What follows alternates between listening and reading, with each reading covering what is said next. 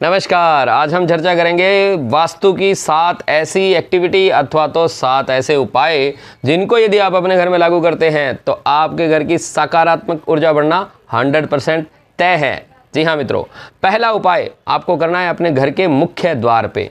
मुख्य द्वार एक ऐसा स्थान है जहां से हर प्रकार की एनर्जी आपके घर के अंदर एंटर होती है। यदि वह साफ सुथरा है, नीट एंड क्लीन है, मंगल कलश वहां पे लगा हुआ है, तो आपके घर के अंदर जो सकारात्मकता है, जो पॉजिटिविटी है, वो सहज रूप से आकर्षित होगी। तो अपने घर के मुख्य द्वार को ठीक से सजा कर रखें, अच्छे से नीट एंड क्लीन रखें।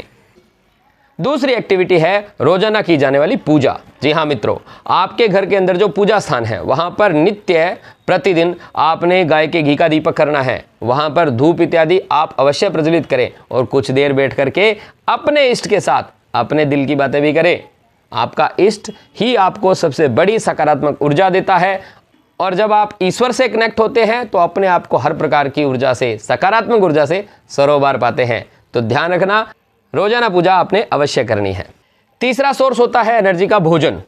तो घर में जो भोजन बनाने का स्थान है, यानी कि आपका जो किचन है, वो आपको हमेशा कोशिश करना चाहिए कि घर की साउथ ईस्ट डायरेक्शन यानी कि अग्नि कोण में बनाना है और किचन में किसी भी प्रकार से नीला काला रंग आपने नहीं करना है।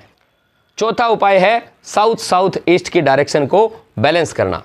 साउथ साउथ ईस्ट की डायरेक्शन हो गई आपके घर का अग्निकोण और दक्षिण दिशा, उसके ठीक बीच का जो स्थान है वो हर प्रकार से आपके यहाँ पे पावर देने का काम करता है। तो पावर और कॉन्फिडेंस का जो जोन है उस जोन को आप ठीक करें। यहाँ पे एंटी कलर है काला और नीला, तो काला और नीला रंग यहाँ पे किसी भी प्रकार से नहीं होना चाहिए। यह अग्नि तत्व का स्थान है, तो यहाँ पर कोई पानी का स्टोरेज भी आपने नहीं बनाना है। यहाँ पे पानी से संबंधित कोई सीनरी भी आपने नहीं लगानी है। यहाँ पे टॉयलेट नहीं होना चाहिए।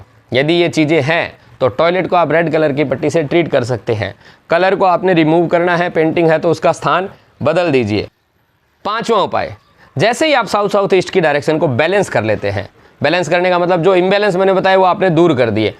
अब आपने यहाँ पर बजरंग बली को विराजमान करना है। जी हाँ मित्रों, यहाँ पे बाबा बजरंग बली की एक सुंदर सी तस्वीर आप यहाँ लगा सकते हैं। छोटा सा विग्रह आप यहाँ पे रखेंगे तो आप देखेंगे आपके घर में हनुमान जी का आशीर्वाद तो मिलेगा ही मिलेगा, लेकिन उसके साथ साथ पावर और कॉन्फिडेंस में भी बढ़ोतरी होनी शुरू हो गई है।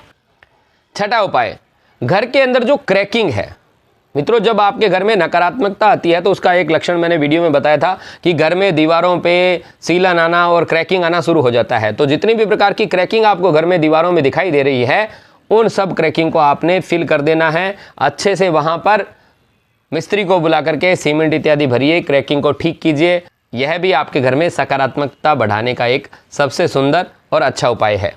सातवां और अंतिम उपाय, लेकिन बहुत ही ज़्यादा प्रभावी, जब भी घर के अंदर भोजन से संबंधित कोई भी एक्टिविटी होती हो, जैसे भोजन पकाया जा रहा हो अथवा तो भोजन किया जा रहा हो, तो भोजन के समय में और भजन के समय में आपने अपने घर में किसी भी प्रकार से कलह नहीं होने देनी, क्लेश नहीं होने देना। यदि कोई भी उस समय ऐसी गतिविधि हो रही है जिससे आपको क्रोध आ रहा है तो उस गतिविधि को उस समय अवॉइड करें।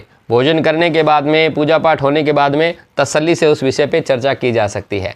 यदि ये 7 उपाय आप अपने जीवन में लागू करते हो, अपने घर में लागू करते हो, तो डेफिनेटली आपकी सकारात्मकता बढ़ेगी ही बढ़ेगी। जो भी उपाय आप करें कमेंट में ज़रूर शेयर करें। जय सिया राम।